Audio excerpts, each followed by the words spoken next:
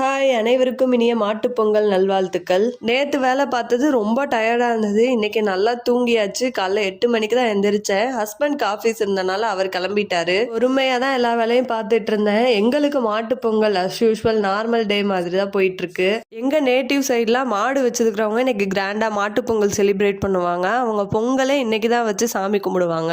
மற்ற வீட்டுலலாம் பொங்கல் அன்னைக்கு பொங்கல் வச்சுட்டு மாட்டுப் பொங்கல் அன்னைக்கு கம்பல்சரி நான்வெஜ் எடுத்து சமைப்பாங்க.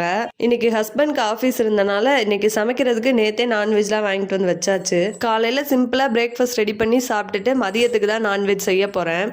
பொங்கலா இருக்கட்டும், தீபாவளியா இருக்கட்டும், ரம்ஜானா இருக்கட்டும், கிறிஸ்மஸா இருக்கட்டும், எல்லாருக்கும் ஒரு நாளாவது லீவ் கிடைக்கும். ஆனா அந்த வீட்டில் இருக்கிற ஹவுஸ் ஒய்ஃப்ஸ்க்கு தான் என்னைக்குமே லீவே கிடையாது. சொல்லப்போனா அன்னைக்கு தான் வேலை இன்னும் டபுள் மடங்கா இருக்கும். நானும் அந்த பாவப்பட்ட ஹவுஸ் ஒய்ஃப் தாங்க அப்படின்னு சொல்றவங்க வீடியோவை லைக் பண்ணிட்டு கமெண்ட்ஸ்ல தம்ஸ் அப் கொடுத்துருங்க. அப்படியே சப்ஸ்கிரைப் பண்ணாம பாக்குறவங்களாம் கொஞ்சம் சப்ஸ்கிரைப் பண்ணிருங்க ப்ளீஸ். நாளைக்கு பார்க்கலாம்.